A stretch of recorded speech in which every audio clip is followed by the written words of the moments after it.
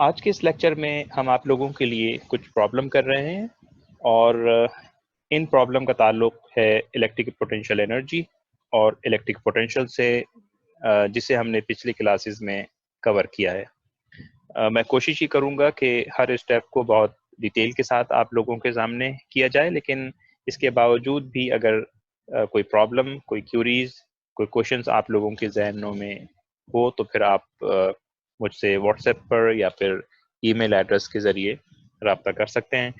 तो चलिए हम शुरू करते हैं। पहला प्रॉब्लम यह है कि how much work is required to bring together the three given charges from infinite to the corner of an equilateral triangle of side length 1 centimeter.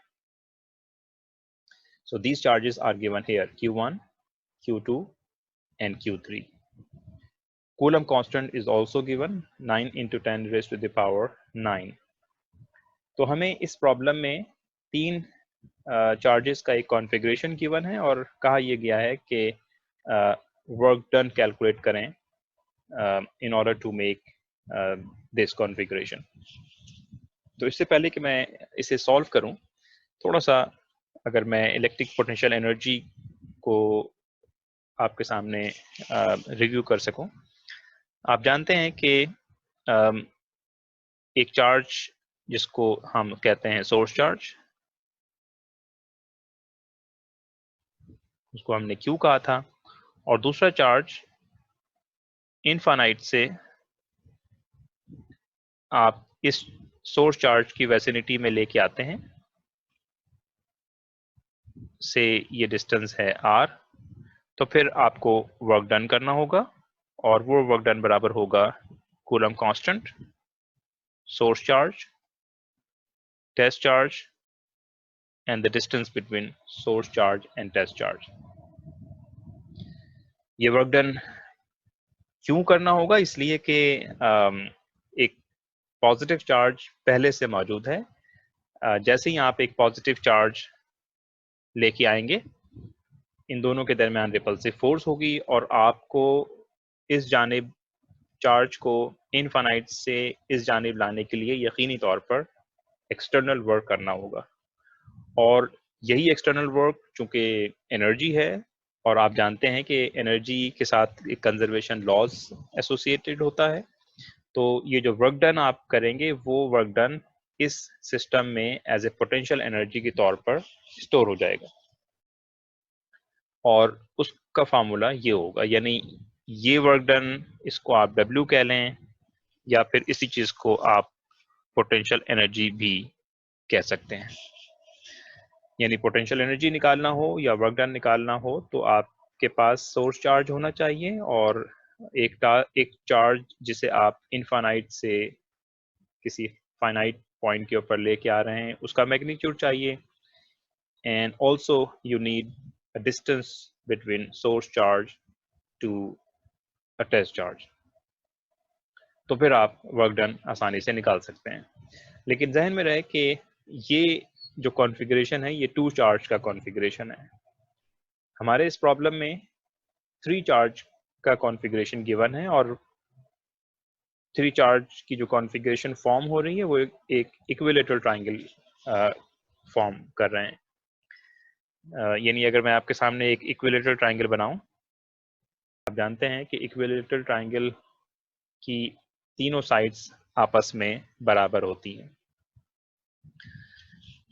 और तीन जो चार्जेस हैं, यकीनी तौर पर अगर हमें वर्क डन कैलकुलेट करना है तो उसे हमें सबसे पहले बहुत दूर यानी इनफाइनाइट के ऊपर प्लेस करना होगा।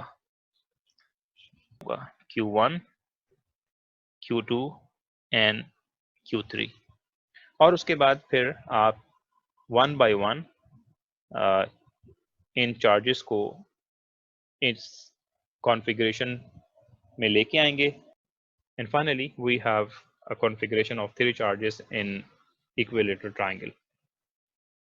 तो चलिए फिर अब हम एक एक करके इन चार्जेस को लेके आते हैं। सबसे पहले अगर हम इस Q1 को यहाँ से लेकर मैं अगर इस वर्टेक्स के ऊपर प्लेस करूं से Q1, तो ज़रा गौर से देखें कि इस इनफाइनाइट से Q1 को जब आप इस वर्टेक्स पे लेके आ रहे हैं तो इस पूरी जगह पर पहले से कोई चार्ज मौजूद नहीं है। तो जब पहले से कोई चार्ज मौजूद नहीं है तो जाहिर है Q1 पर किसी किस्म की कोई रिपल्सिव फोर्स भी नहीं होगी, और रिपल्सिव फोर्स ना होने की वजह से आपको एक्सटर्नल वर्क भी नहीं करना पड़ेगा, और जब एक्सटर्नल वर्क नहीं करना होगा तो फिर यकीनी तौर पर इस सिस्टम में किसी किस्म की कोई पोटेंशियल एनर्जी स्टोर नहीं होगी, क्योंकि पोटेंशियल एनर्जी स्टोर्ड उस वक्त होती है जब आप सिस्टम पर एक्सटर्नली कोई वर्क डन करते हैं।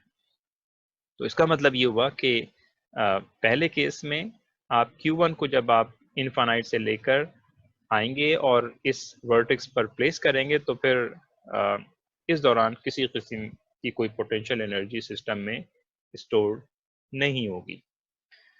चलिए अब हम ऐसा करते हैं कि दूसरे चार्ज को लेके आते हैं से Q2, और इसको मैं लेके आता हूँ इस वर्टेक्स के ऊपर, और इसको मैं यहाँ पर प्लेस कर रहा हूँ Q2।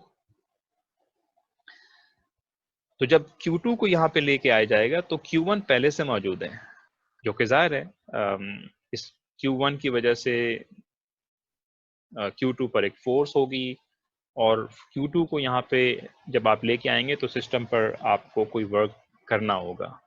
External work done is required to bring this Q2 from infinite to this vertex. तो वो जो वर्क डन है वो इस सिस्टम में एज ए पोटेंशियल एनर्जी के तौर पर जमा हो जाएगी, और तो इसका मतलब ये हुआ कि इनके दरमियान जो पोटेंशियल एनर्जी स्टोर्ड हुई है उसको अगर मैं PE12 कह दूं, जिसे हम बाद में कैलकुलेट करेंगे, तो ज़्यादा बेहतर होगा। ओके, अब एक चार्ज आपके पास और है, और वो है Q3। इस Q3 को भी चलें हम उठाकर थर्ड वर्टेक्स पर प्लेस कर देते हैं। से this is Q3 at this vertex. और अहम बात यह है कि जब आप Q3 को इनफाइनाइट से इस वर्टेक्स पर लेके आ रहे हैं तो अब इस Q3 पर दो डिफरेंट चार्जेस फोर्स एक्सर्ट कर रहे हैं।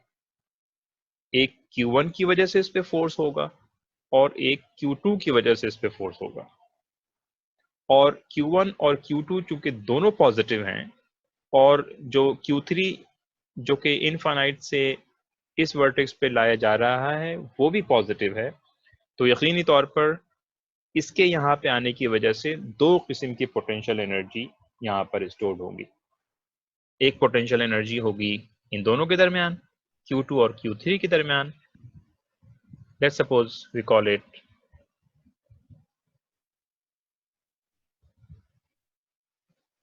PE23, और एक पोटेंशियल एनर्जी स्टोर्ड होगी Q3 और Q1 के दरमियान, उसको मैं कह देता हूं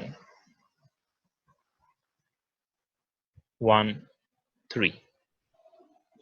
तो अब अगर ये बात आपके समझ में आ गई है तो फिर अब हम ये तीनों पोटेंशियल एनर्जी अगर कैलकुलेट कर लें, और एनर्जी चूंकि स्केलर क्वांटिटी है उनको हम स्केलर के तरीके से ऐड कर लें, तो we will have a total potential energy in this configuration of charges. तो चलिए सबसे पहले हम P12 कैलकुलेट करते हैं, और फॉर्मूला अभी हम आपके सामने बता चुके हैं कि पोटेंशियल एनर्जी या वर्क डन का जो फॉर्मूला है वो होता है coulomb constant Q1 Q2 divided by R। तो चूंकि हम पोटेंशियल एनर्जी निकाल रहे हैं Q1 और Q2 के दरमियान, तो Q1 और Q2 का मैग्नीट्यूड चाहिए और डिस्टेंस चाहिए इन दोनों के दरमियान, जो कि 1 सेंटीमीटर गिवन है। उसे मीटर में कन्वर्ट करेंगे तो वो हो जाएगा आपके पास 0.01 मीटर। इसकी वैल्यू अगर सब्स्टिट्यूट कर दी जाए तो ये हो जाएगा 9 × 10⁹ Q1 है 1 माइक्रो कूलम का, that means -6 coulomb, and Q2 जो है वो 2 माइक्रोकूलम है, that means 2 into 10 to the power -6 coulomb and divided by distance between Q1 and Q2 which is 0.01 1 centimetre को हमने मीटर में कन्वर्ट किया है। और जब आप इसे सॉल्व करेंगे you will have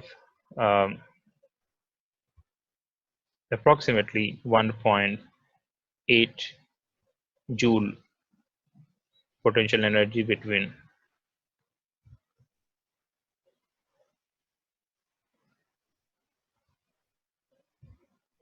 two charges 1 and 2। इसी तरह से अगर मैं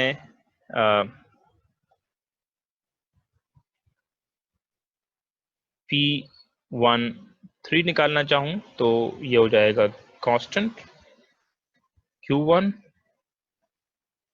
Q3 divided by R, value substitute कर दीजिए,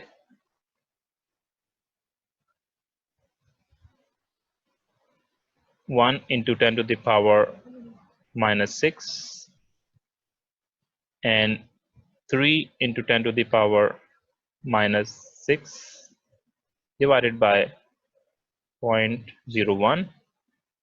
So your answer would be 2.7 joule.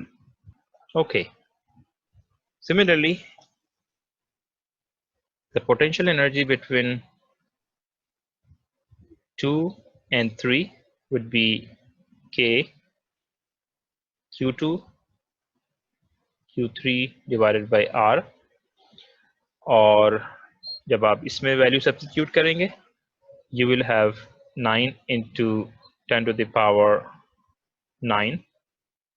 Q2 has a magnitude of 2 into 10 to the power -6 coulomb, and Q3 has a magnitude of 3 into 10 to the power -6 coulomb divided by the distance between Q2 and Q3 which is 0.01 meter.